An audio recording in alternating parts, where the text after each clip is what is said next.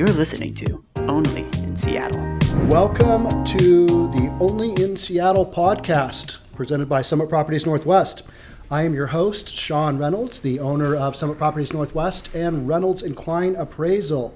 I want to quickly run through. In the house, we've got Darian Dunstan, we've got Nikki Smith, and Tristan Yolton. And those guys are the ones that shoot and produce this podcast. I am merely your talking head. So with me today, I have somebody that I've worked with a long time, and we've got a pretty good history, and we see each other outside of work as well, kind of on a social basis now and then. And we've been through kind of some of life's, tribulations over the last 20 years. And this is Dan Flitch, and he was a member of the mortgage community when I was doing a ton of appraisals for his company. And Dan has since morphed into bar ownership, neighborhood sports bar. That's what we kind of agreed to call it. Yeah, you could call it dive bar, but that always sounds kind of seedy. Neighborhood sports bar versus just sports bar. I don't know. You own the Savage Moose and Kenmore. Mm-hmm. You own Off the Rails in Bellevue, and that's in the Crossroads area of Bellevue, where the old Mustard Seed used to be. Is that correct? It was the Mustard Seed 2. Mustard Seed 2. Yeah. Right. And then recently you sold the Snazzy Badger on Main Street or First Street in downtown Snohomish. That's right, end of 2018. Yeah, like just about a year ago. Right, exactly. You sold that. Yeah, that's crazy. So Dan, tell me, you were a mortgage guy through and through. You were doing a lot of business. Things were really rolling. And then you kind of worked your way out of that and then took some money and invested in these bars. What did that transition look like for you? I mean, I feel like part of the transition was just the realizing I was not really excited about the opportunities that were going to be there once we were done with the mortgage company, because we'd kind of just been calling our own shots for, I don't know what, like almost 10 years. 10 years. Yeah, definitely. Yeah, when we were running the deal. Yeah. And in transition from that, really the opportunities were to be working within a regional position for some other national companies and things like that, which just the appeal to that was just not there when really, I mean, you know how it is with the, whether it's your real estate or the appraisal stuff. It's like, would you go to work for, I don't even remember the name of the appraisal conglomerates anymore from mortgage, but like, would you be jacked about going to be a not really county manager for one of them? No. So the ownership of your business changed. And that meant you would be in an environment that you would be an employee versus owner. Right. And that didn't appeal to you. So then you decided, I'm going to make a change. Yeah. And I mean, it kind of came about just weirdly, because I was just sitting down at my desk one day, and one of my, a real estate agent that I worked with when I was in the mortgage biz just called me up out of the blue. He's just like, hey, what are you doing? And at that point, I was really not doing a whole lot of anything except meeting with attorneys about the things that went on after the acquisition of our company. And I'm like, I'm pretty much not doing anything. And that was a mess. That was a complete mess. Yeah, I mean, there's nothing to say about that. That did not go as planned. Yeah, that was a train wreck. I think the best way to say it, I don't know if I'm actually legally okay to talk about it too much, except to say it did not go as planned. Maybe that's the best way to say it. And this is just a former mortgage company that you worked for. We're going to leave it at that. Yeah, exactly. But there's a few hundred people out there who know. Oh yeah, tons. And it was all of our lives got impacted. Right, absolutely. I mean, you were my appraisal pod. What did we even call it? I had an appraisal board. You were the manager of all of my. Weren't you like the guy who was the head guy I brought all my problems to? I feel like so. Pretty much. I was your troubleshooter. Right, exactly. Yeah, and if an appraisal came to you that was completely sideways, I was kind of like Harvey Keitel in Pulp Fiction. I was the guy who came in and smoothed it out. Right. Well, and then you also told me what it would be worth when we had to buy the loan back and put it on the market and sell the disaster. Reality. Yeah, good times. Instead of other appraisers who shall go unnamed, who gave you appraisals that made your deals work, Until it got reviewed. Until Yeah. it got reviewed, or the property went sideways and you had to take it I back. didn't realize how much I enjoy not being in the mortgage business till we had Stressful. this part of the conversation. It's stressful. Yeah. Yeah. No, it's just enjoyed it like crazy when I was in it. But the growth of our company and the requirements of the government coming down to the point where we were going to need to hire an entire team of lawyers just to kind of continue to do the compliance that needed to be done. Right. Just kind of, Because you guys have been kind of winging it at this mortgage company we're talking about. You guys have been kind of winging it. I mean, winging it's probably the way I'd say it now. But yeah, we were tap dancing quite a bit and just doing Yeah. the best we could Shoestring to it maintain the things we were doing. And the intent was to Right. be able to find somebody who was bigger, better, had already done it, Yeah. and could help us through that transition. And Right. now I'm a bar owner. Yeah. So together. So you bought the Savage Moose Yep. in Kenmore. Mm-hmm. What year was that? it's going to be 5 years ago in March. So Okay. let's say 2015. So. And that bar was up and operating already. Yeah, and basically it was brought to me by a guy, basically a real estate agent, who just was like, "Hey, what do you like to do? You know, I think I have an idea you need to take a look at." Went in, grabbed some food at the bar. He asked me what I thought of it. Like, he just wanted to meet me there at the bar, and I'm like, "Well, you know," he starts to talk about, "Well, you know, it's for sale. Here's the, you know," telling me all the details about it. And I was like, "Well, first of all, I wouldn't really want to eat any other food that was here because I can actually see in the kitchen right now." And I'm looking around the bar and I'm wondering how he keeps the lights on because there's just nobody in here. And I'm like, to be honest, it looks like a total disaster. Like, why would I be interested in this? And he's like, "Well, you like building things. Like, do you want to just manage something that's already working?" I'm like, no, that's not really my thing. I like to take things that are kind of a disaster and figure out ways to make it work. It's what I'm passionate about, I guess. And So this was a fixer bar yeah, I mean, it was in real estate terms. yeah, it was doing, you know, it was just Yeah. a guy who had figured out how much he wanted the bar to make him every month. It was doing that, and he didn't really care if it did anything else. He was just ready to leave it behind. He was going to move to Arizona, and I kind of just stepped in and picked it up, and it was a blast. I had a great time changing up what was going on in the bar and just building it. But it's a study of transitioning from mortgage for me personally to bar owner, because like for the first year and a half that I was in the bar business, people would ask me what I did for work. And I'd just kind of be like, "Well, I'm a bar owner, but," and I needed them to know that I wasn't like just a dude who woke up at 2 p.m. every day, had a huge hangover because all I did is partied at my bar. Like, to me, I have this vision in my head, and maybe it's brought up on by my upbringing, you know, where I'm like, Yeah. if you're in the bar industry, here's what you are, here's what you're about, and here's how your life looks. And I really actually had to work through that quite a bit, where I'm just like, I actually was like, am I going to tell people I'm an entrepreneur? Am I going to tell people I'm a bar owner? Am I going to tell people I'm a restaurant owner? Like, and then Yeah. finally I got to the point, like much like the things you learn through the life events you and I have both had, whether it's business or personal, it's like, hey, the people who care to get to know you are going to take the time to get to know you and figure out who you are. The people that don't, why are you wasting your time worrying about what they think? They're going to anyway? categorize you however. Yeah, so just tell them what you are and let them do what they And let want her with rip. it. One of the funny things about you've owned 3 bars, is that you don't really drink. No, I've learned to get more. Like, I actually never had a drink of alcohol till I was like 40 years old. And That's crazy. Which Just- is nice, though, because I have the liver of like an 11-year-old. I mean, it's super functional. So it's created some opportunity for me where I think I'm able to function at a much better level if I'm drinking than perhaps some other people are. But yeah, Right. I grew up in a very...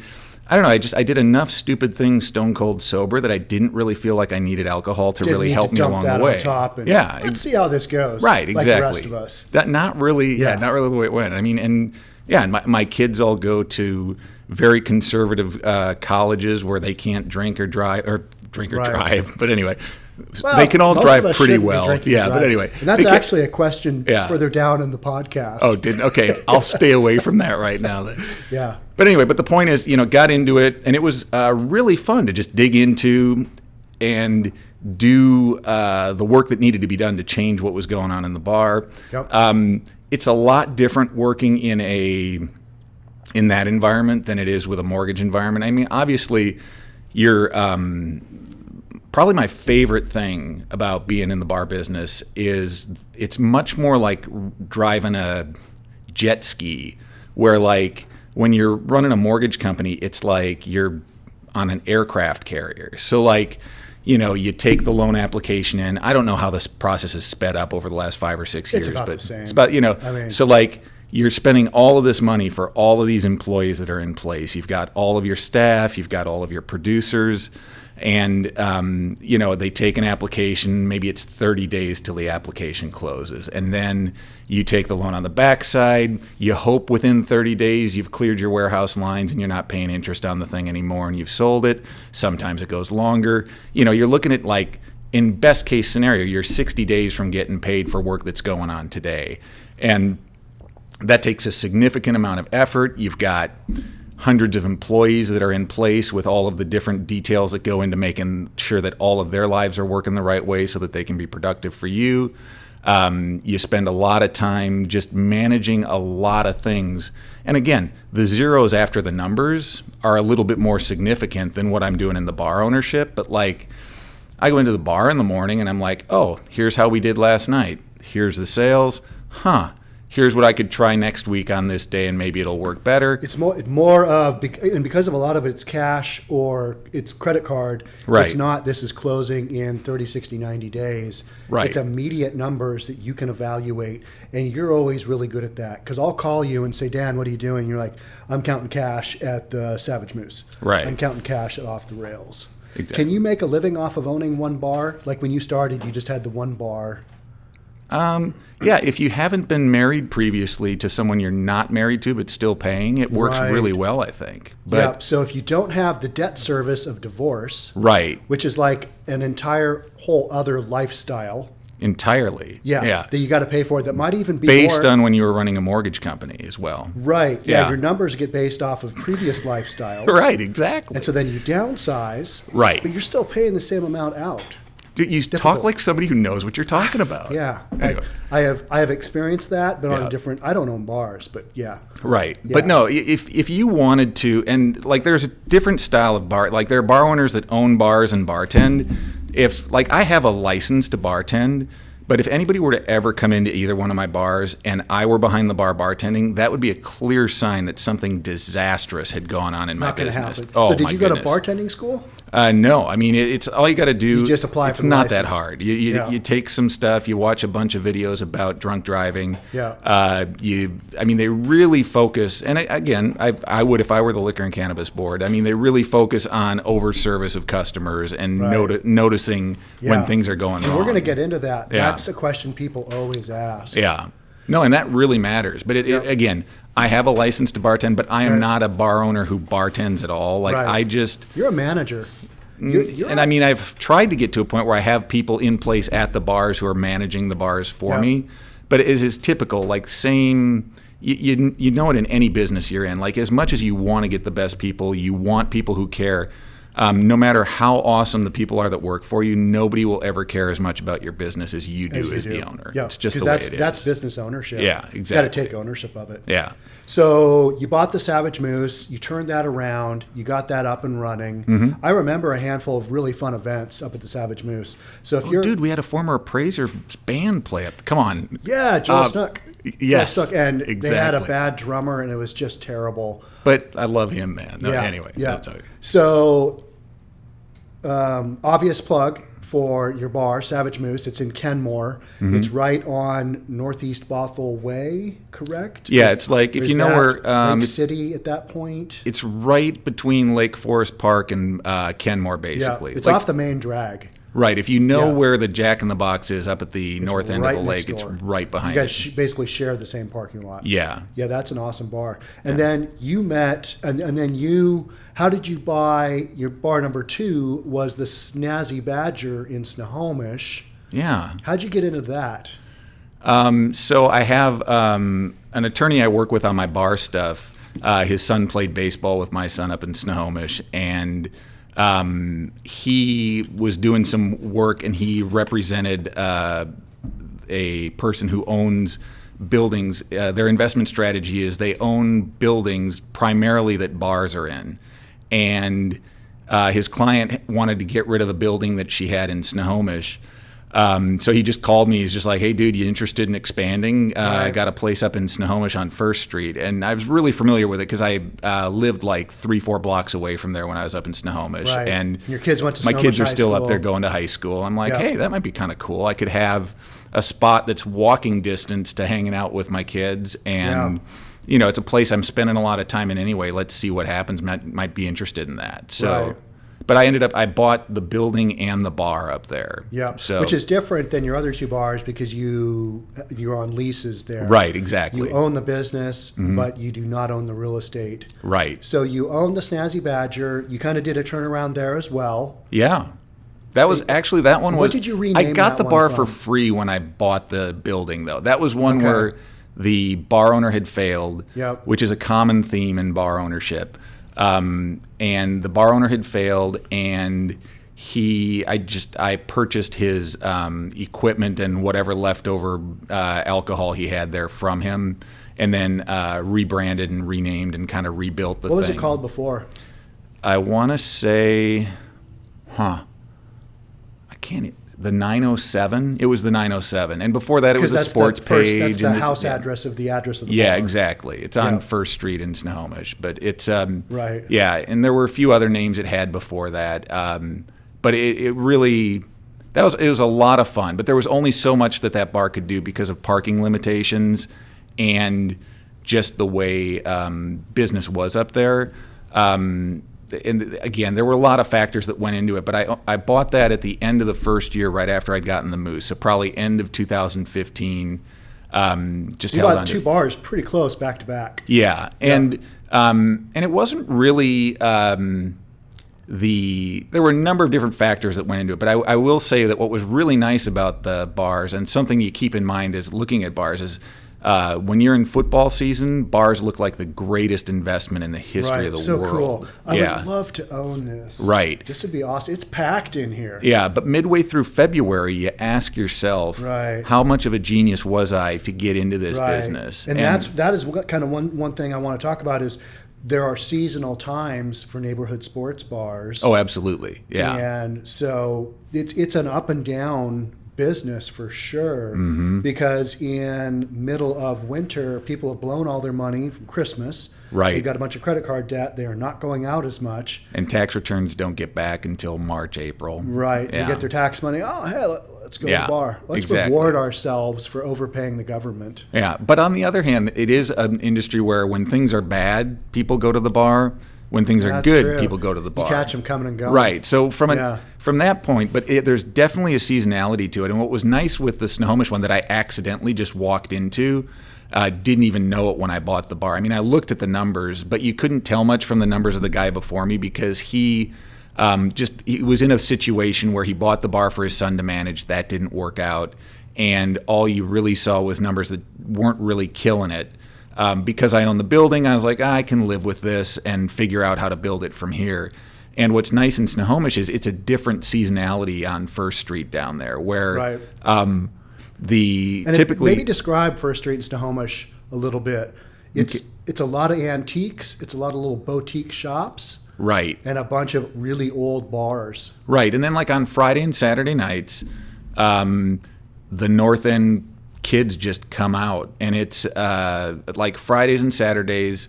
Even though the Snohomish bar square footage wise was maybe 2,400 square feet total, which was about half the size maybe of the Moose and definitely about a third of the size of the bar in Bellevue that I have.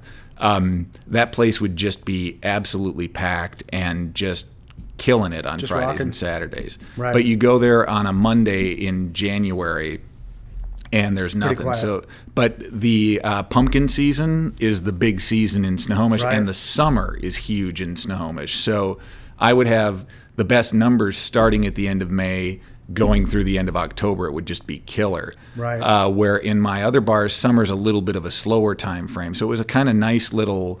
The ups and downs were different there than they had been in the Kenmore bar, which was kind of nice. It created a consistency of income that I didn't really expect going into it, which is kind of neat. Yeah. It's funny how the Snohomish River Valley has turned into an agri-tainment industry, and that's what they call it, because we shot a video for the fall festival for Craven Farms, which is right due south of your bar out in the valley. And man, there are so many farms out there who do, the pumpkin patch, the hayride, all that stuff. So you picked up on that business from there. Oh no, and if you had an October where the weekends were dry, like most years, my October month was my best production month out of the Snohomish bar. Yeah. Because of the fall festival. Yeah, absolutely. Yep. Killed it. Yeah. So at this point, this is 2015 that we start that. Yeah. Okay. So you've got the Savage Moose in Kenmore. Now you've got the Snazzy Badger, downtown Snohomish. Now we go further back down south into Bellevue. Right. For the Off the Rails bar. Right. And you've since sold the Snazzy Badger. Correct.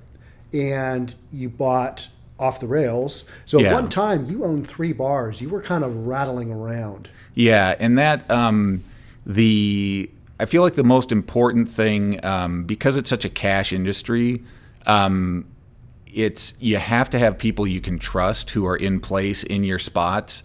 And for me, I feel like I just need to know the back end of the system better than anybody could possibly imagine, so that I can see what's going on when I take a look at the thing, so you and can understanding look down and you have a consistencies. filter that's like, oh, I'm being hosed here. Yeah, and it's not necessarily. It's just there are certain. Like for me, I'm all about. Even when I was in the mortgage industry, I really felt like people are like, if they're willing to work hard and they're honest, I can put up with a lot. If they don't know what they're doing, I can train them to know what they're doing. But if they're willing to work hard and they're going to be honest, I feel like I can give a lot of slack in a lot of different directions. And I feel like it's the same way with bartenders. Like I'm very much with bar employees. It's like, if you can do those 2 things, I will cut you a lot of slack. But don't be a person who wants to take shortcuts to find, like if you're having issues with financial things or something like that, I'd much rather have them come talk to me, and I would be more than happy. I was talking the other day with a friend of mine that I think over the course of time that I've owned bars, I've probably had to cut for a loss thousands of dollars just from hey, you're having a hard time, here you go. What do you know? A month from now, they leave the job, and I'm never going to see that again. And you're not going to see that. Yeah, money. But at the same time, I'd rather have that than have my people think that by selling people drinks and not charging them for them on my point of sale system, they're going to make their money that way. Like, I'm not open to that as being the solution. Yeah. I'd rather lose betting on them than lose by them stealing from me. Because at least you control that bet that right. way. And I mean, for me, I'm like, you roll the dice, you know the odds are probably against you, but you like the person, you want to see them succeed, you know it's probably not going to happen, but you give them that shot. Well, and think about it. For development, whether it's for relationship or employees, it's like if they see that you bet on them and they come through that situation, what kind of loyalty are you going to get from that person for what you showed them? They're going to hang with you. And I mean, I think that's always been a little bit calculated. I learned that in large part from Scott when we were in the mortgage biz, because I was very much of a person who was like very black and white about things. Once you cross a line, here's where you are. You're never getting back to the other side of that line. Right. Where and that's Scott Rarucka, owner and kind of put together Bay Mortgage, put together Legacy Group Lending, and is now principal in Legacy Group Capital. Exactly. We just had Brett Ely on the podcast, another over there. Yeah, Brent's a great main guy of Legacy Group Capital. So these are all guys that you've worked with and I've worked with. Oh, yeah. And now you own bars. Exactly.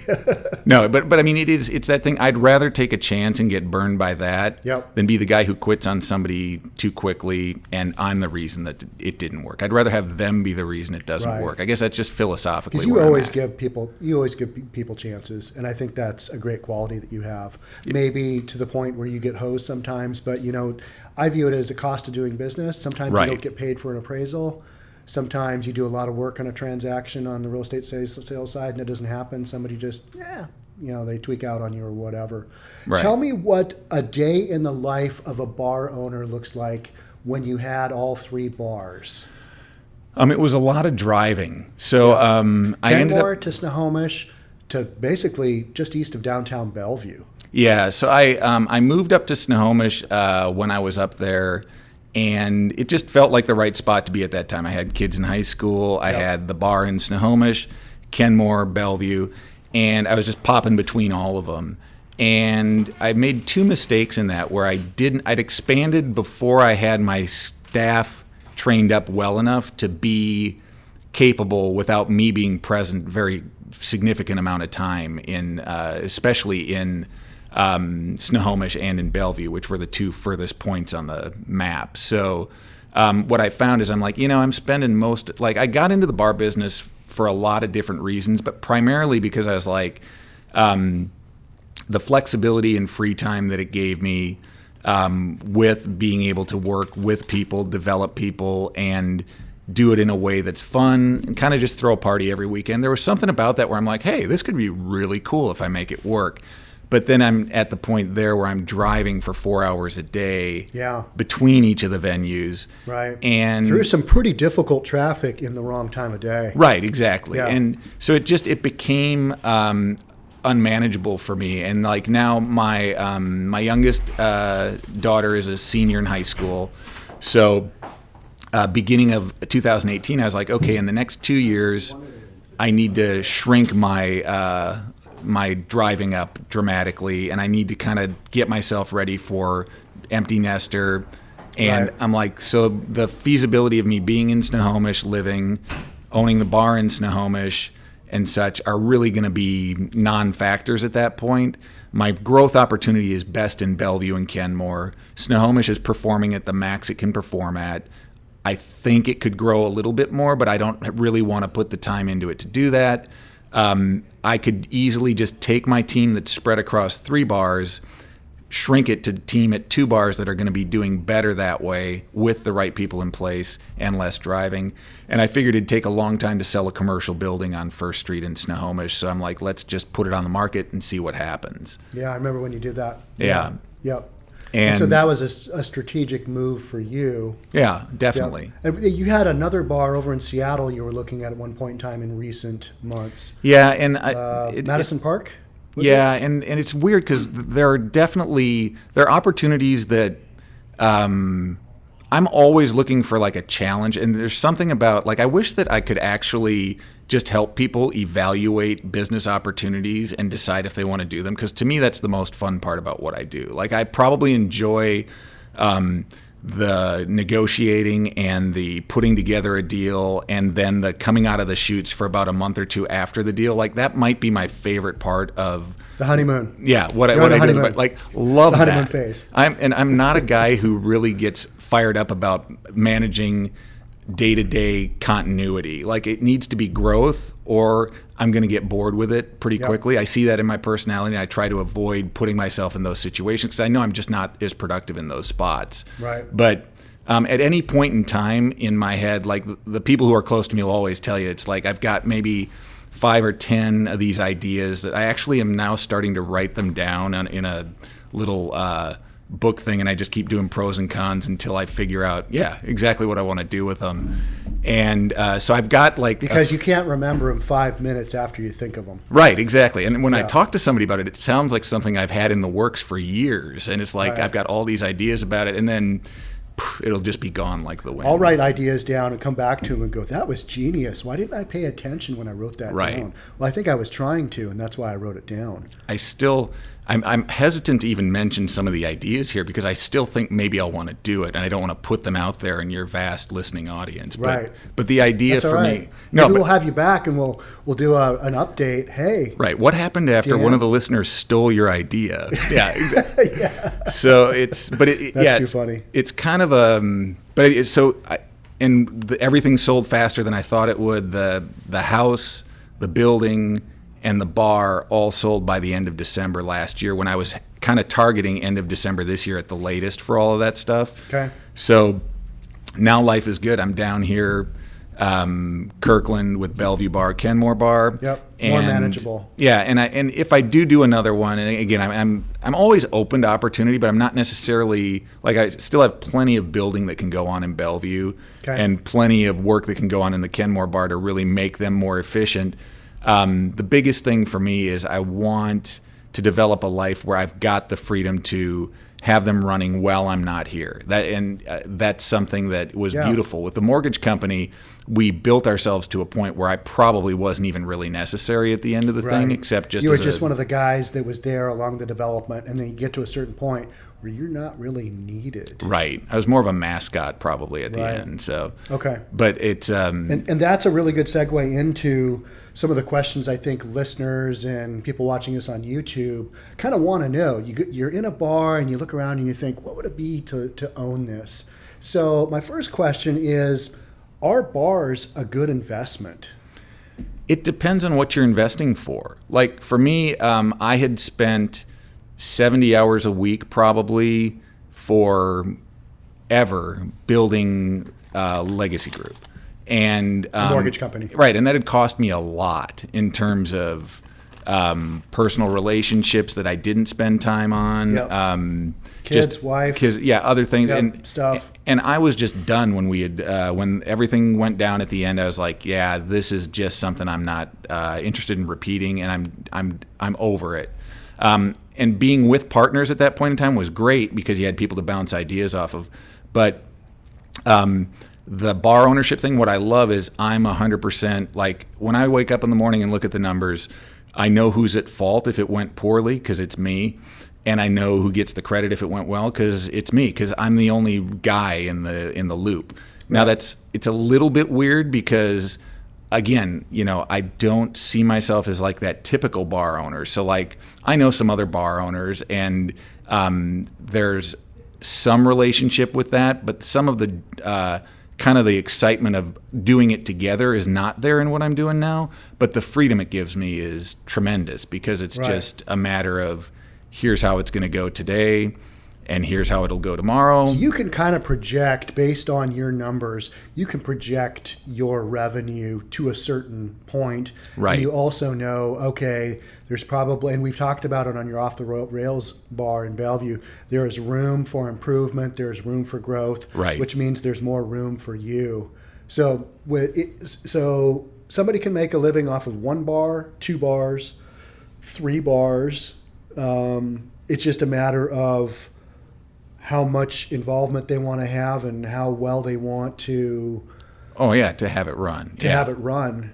Yeah, because I can put the model together so I never have to be there, but I'm going to sacrifice a certain amount of income to be able to do that. How do you go about buying a bar? Like, can you finance them? Is it owner financing? It's not like buying a house. It's almost always owner financed. Okay. So you bring a down payment in? Right. How much of a percentage? And what is a depends on how desperate bar? The seller is, really.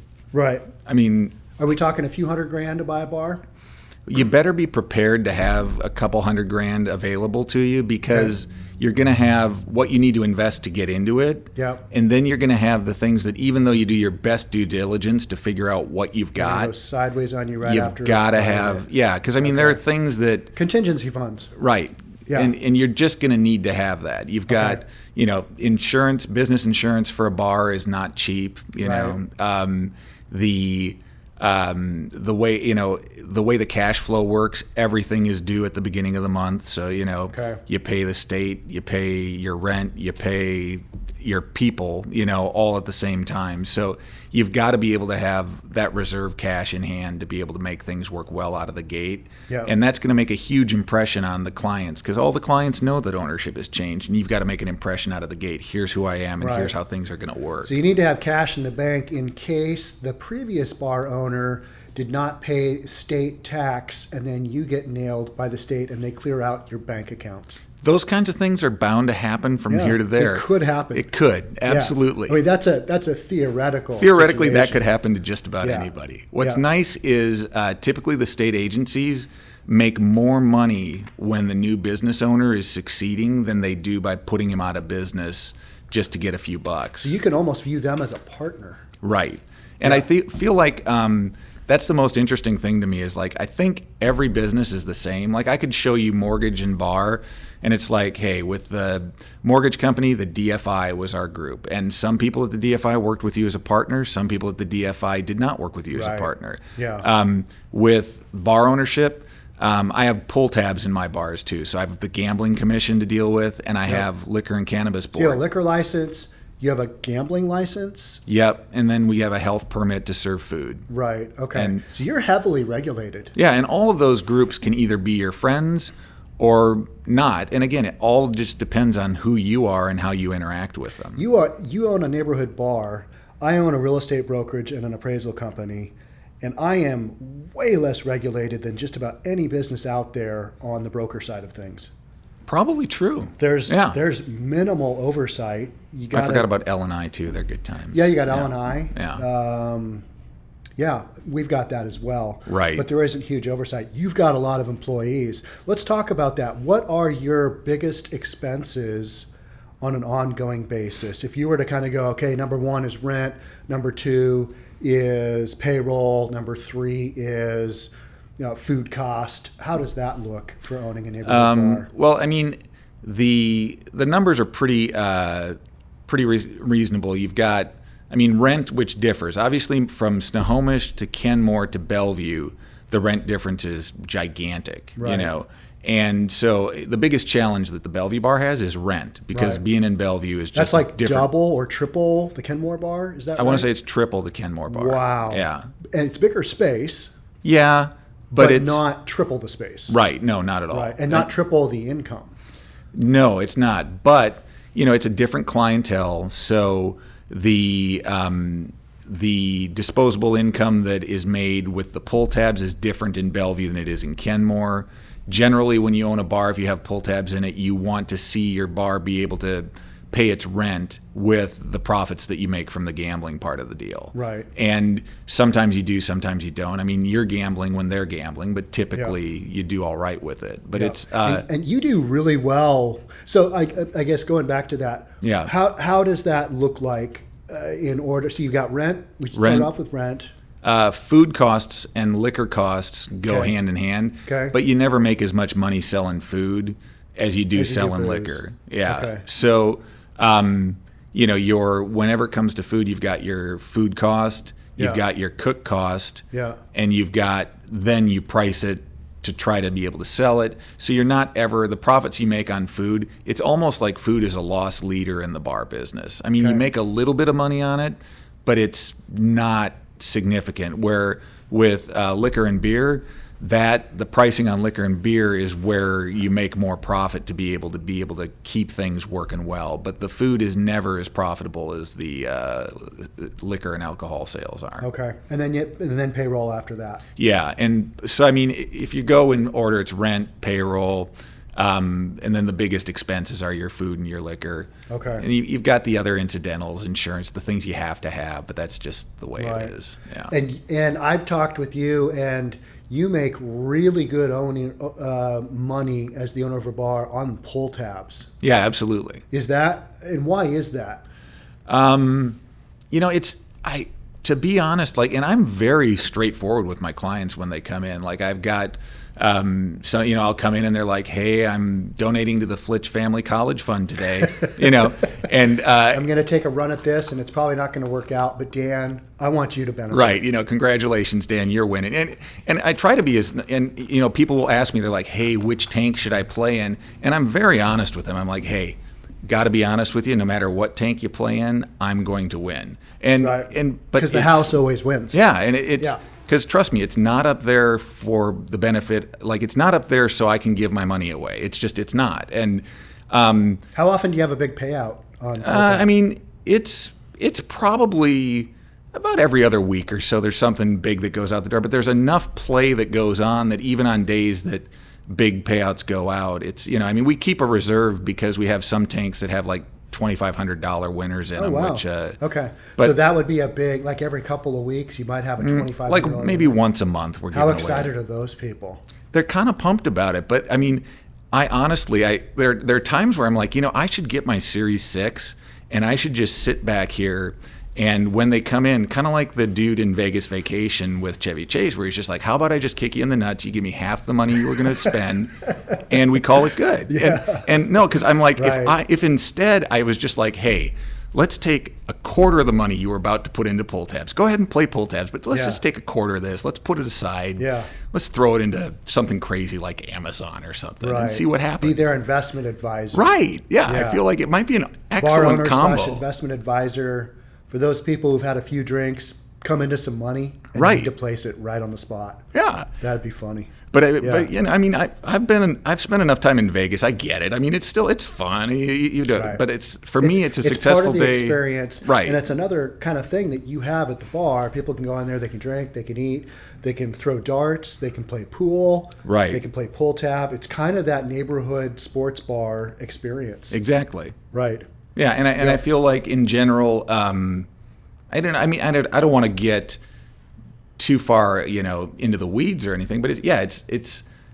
I sit there on a daily basis and I'm like, you look at your life and you want to be able to have a net positive benefit on society in overall in what you're doing. Right. And, you know, trust me, when I was first getting into the bars, I'm like, is this really something I want to be in? There was a stigma attached to that just because I grew up in the Midwest, Conservative. you know, conservative. Yeah. You were a young life leader. Oh yeah, like the evangelical Yeah. like upbringing and such, and I feel like that served me well. But it is definitely something where I'm a very interesting conundrum to the people around me, Right. Because it's like, you know, is Dan like in this seedy underworld of evil now, or Yeah. is Dan like the same dude we've always known? Well, I think that was kind of the general assumption was, what is Dan doing? All of Right. a sudden, he is peddling vice and sin. Right, exactly. and the whole point of it is Yeah. I'm like, truly, like, there are days where I'm in there and it's like, you know, it's a Seahawk game day and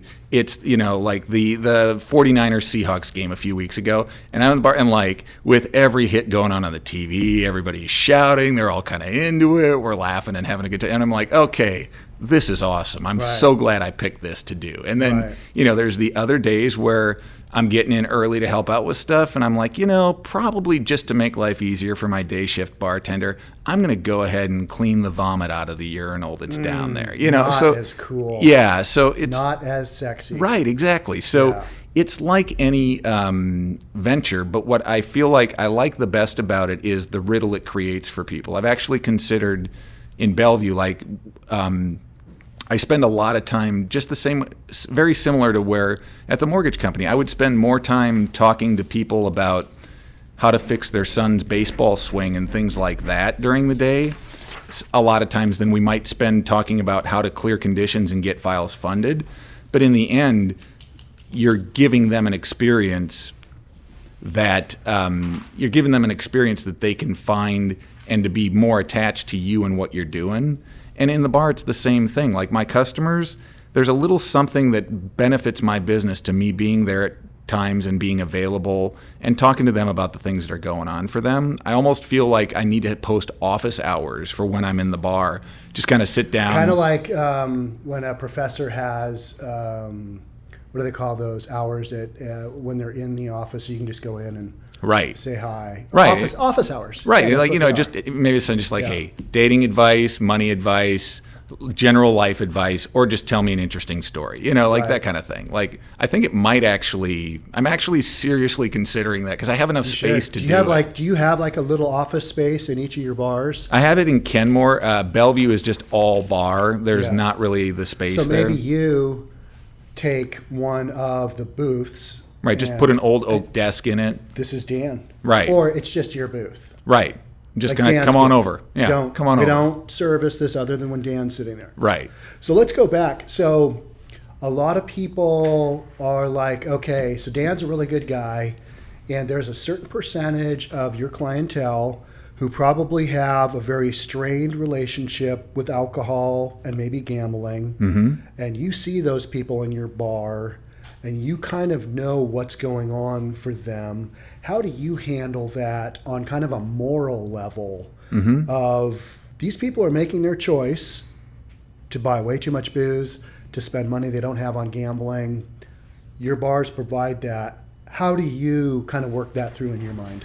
And that's the moral conundrum to the whole thing. Yeah. I feel like, again, the way I handle it on the gambling side is I never pretend to be anything but here's exactly where it's at for you. I will tell you that these two games have the best odds of the games that are up there for you right now, but I'm telling you, it's up there because I make money doing it. So I try to bring them as much information as they can.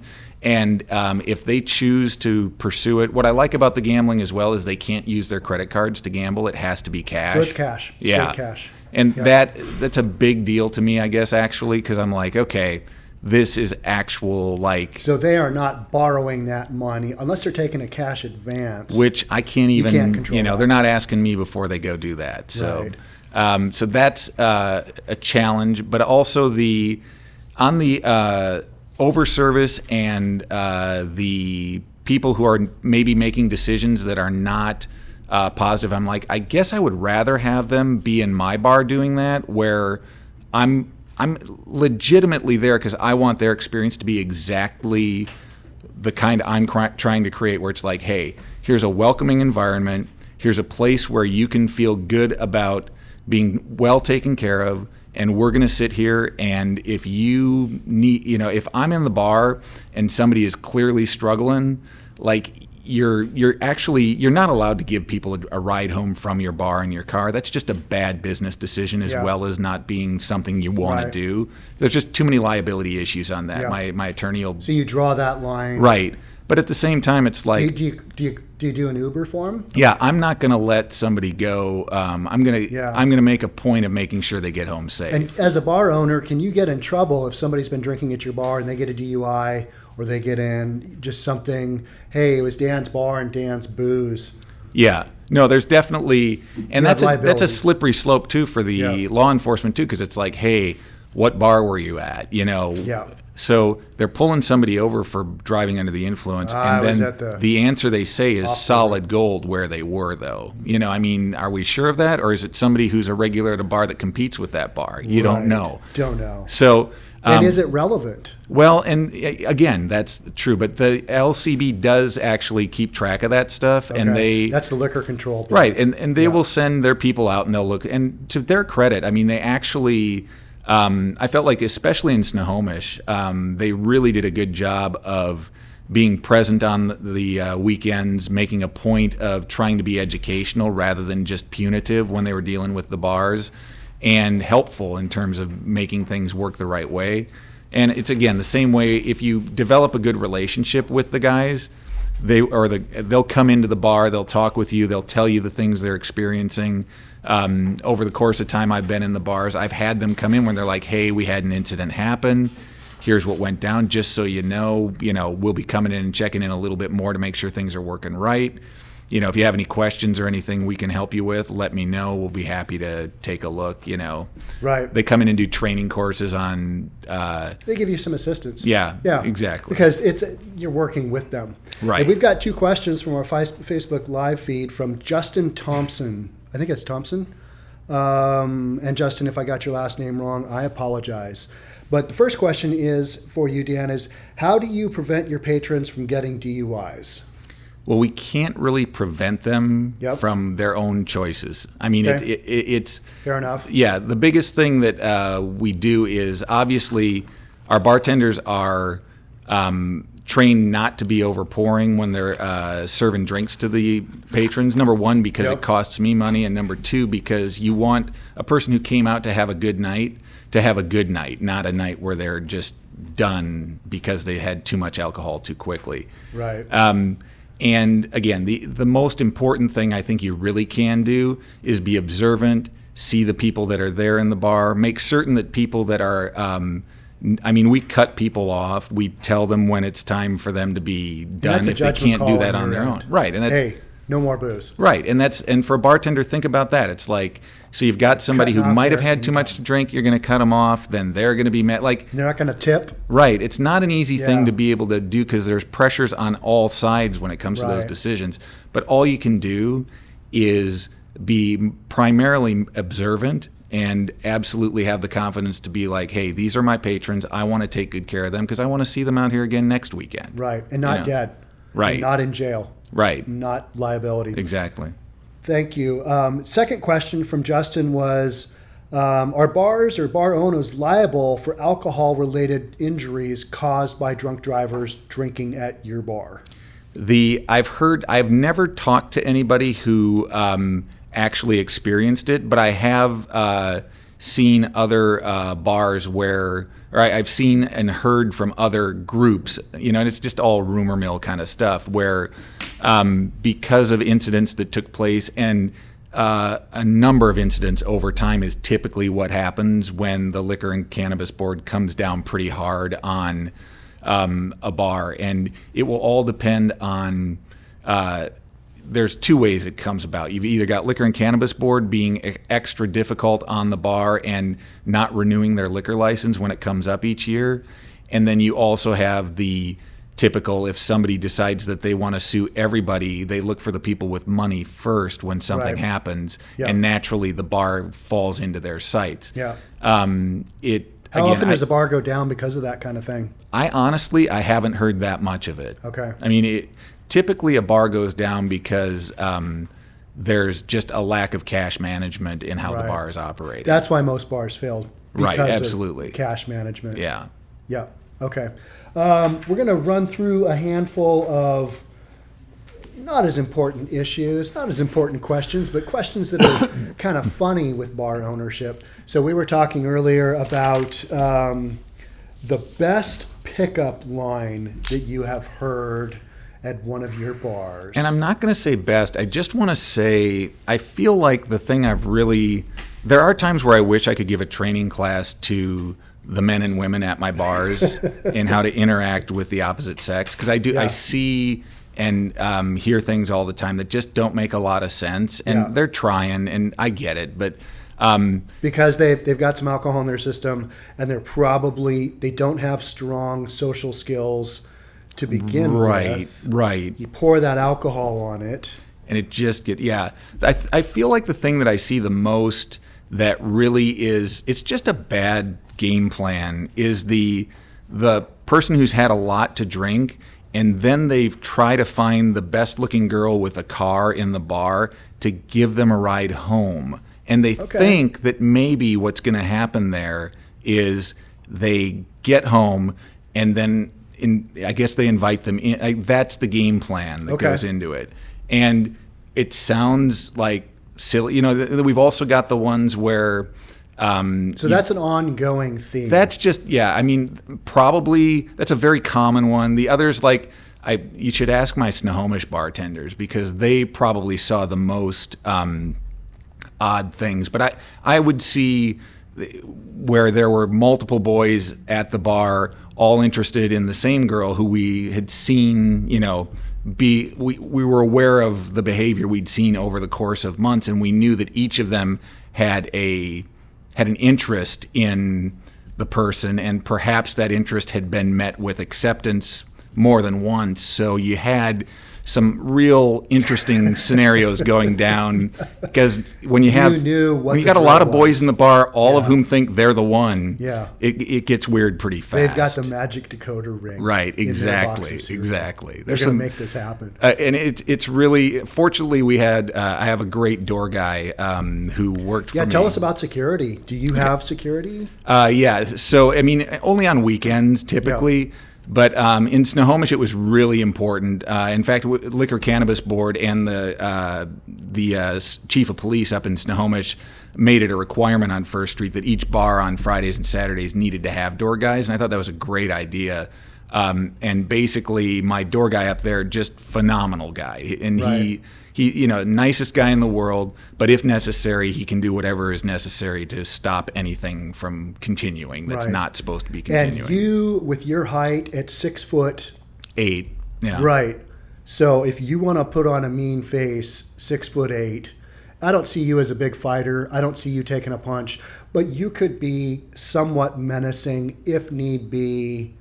Yeah, on a limited basis. I feel like, I mean, I don't want to release the secret to the. But I mean, I've just never really had to prove it. Right. And You can talk your way out of it. I try to. Yeah. I mean, always try first. But it's something where. And have you had bar fights at your bars? It's a very infrequent occurrence, but in Snohomish more often than in Kenmore or Bellevue. I want to say in Bellevue, just it's very infrequent as well. But I'm hard pressed to think of a time in Kenmore that we've had anything. Really, I mean, there was a preseason Dallas Cowboys Seahawk football game where there were some Dallas Cowboy fans who wanted to throw down with some Seahawk fans in the parking lot in Kenmore. Yeah. And that was when I actually thought I broke up because of my menacing presence. Okay. And I was really kind of pumped about it. But then when I turned around, the three biggest dudes that are regulars in my bar were standing behind me, and I was like, great, great. That's not me. Yeah, because I was like all pumped. That's not me. I'm like, look at me. I just told these guys to back down. Like, your big ego just got deflated. Totally wrecked to that day. more. But just some typical Cowboy fans. Okay, sounds good. Well, we're going to wrap up. I'm going to ask one more question, and it's a serious one. And we've touched on if somebody out there, either listening or watching this on YouTube, is interested in buying a bar, what advice would you give them? You've already said you need to have a couple of $100,000 ready to roll for the purchase and some costs after. What advice could you give to somebody looking at bar ownership? Only get into it to be in it if you're going to run it as a business.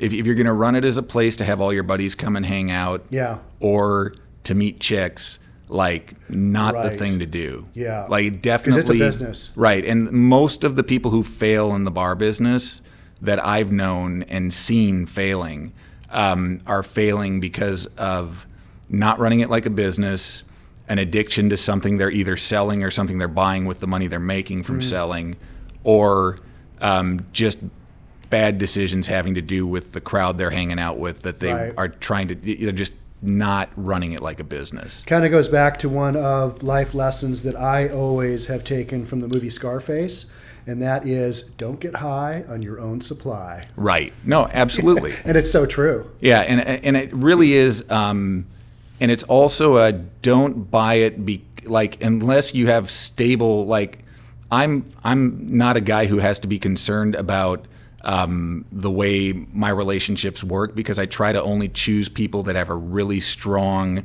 understanding of, hey, here's my business. It's a bar. I'm not going to the bar to pick people up. I'm going to the bar to do my job. I need you to be comfortable with that. Like, it really is an important part. And I've seen a lot of relationships between people who work in the bar industry and people who are outside of the bar industry trying to have relationships with them that didn't work well because of the strain and stress that puts on. You've got the hours, you've got the just all the things that happen at the bar that really work against a person in that spot. If you're in a position where you feel comfortable that you can do that and you can manage it and your hour shift is not going to be bad, I mean, trust me, my daughter is a middle school teacher. She goes to bed at 8 o'clock every night and she wakes up at 5:30 in the morning. When I was out visiting her over Thanksgiving, I was alone by myself. Well, all my kids were in bed like 4 hours before my clock is typically hitting the, hey, it's time to go to bed thing. So because your work shift ends later, because that's when so there's a lifestyle business happens. Yeah, there's a lifestyle hours-wise that's in it. I'm not out partying. I'm not out doing other things, but I need to be present for my people at times that are odd hours. And if you're open to that and you have an ability to be able to manage through that, or if you're going to hire somebody to do all of that, great, go get it done.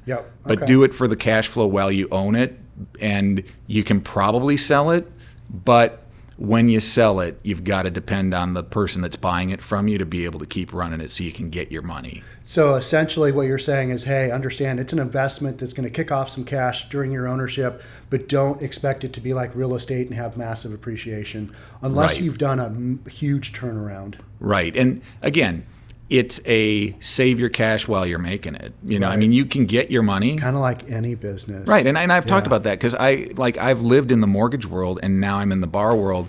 So instead of taking my money and investing it in real estate where I'm going to make a large return further down the road, but I might be feeding it the whole time that I'm owning it. Or I might just be breaking even, or I could be making a small profit on it. What I'm doing is I'm making a larger profit on the money every year. Ongoing. Yeah. Ongoing. And then, so you have to be more responsible for investing that money. Right. Or whatever. Yeah, and then I'm going to make my initial investment back plus what I've built in the business when I'm done. But it's not going to be like we've been seeing in the real estate market. It's different. It's different, wildly different. But the cash flows is absolutely a great way to go and a good way to do it. But it's cash flow is king. Absolutely. Dan, thank you so much for being here on our Only in Seattle podcast. So if patrons are in the North End, they can visit your bar, the Savage Moose in Kenmore. Yep. Kind of in between Lake City and downtown Bothell. And then if they are in Seattle or the East Side, visit your bar Off the Rails in the Crossroads area, kind of just northwest of the Crossroads Mall in Bellevue. Exactly. And we will look for further bar ownership from Dan Flitch, possibly. We don't know. Working on it. Things we'll see. might be in the works. I promised I'd wait a year after I sold the Snohomish bar. So now we're finally past that point. All right. So. I mean, the world's your oyster. We'll see. We'll see. Excellent. All right. Well, Dan, thanks so much for coming in here and being part of the Only in Seattle podcast. I really appreciate it. All right. Thanks, Sean. All right. Thank you. Bye-bye. Thank you to the listeners and the viewers. I'm Sean Reynolds, the host of Summit Properties, or the owner of Summit Properties Northwest and Reynolds & Klein Appraisal. We'll catch you in the next one. Bye. Don't forget to subscribe to our channel and hit the notification bell so you'll know when our next video is out.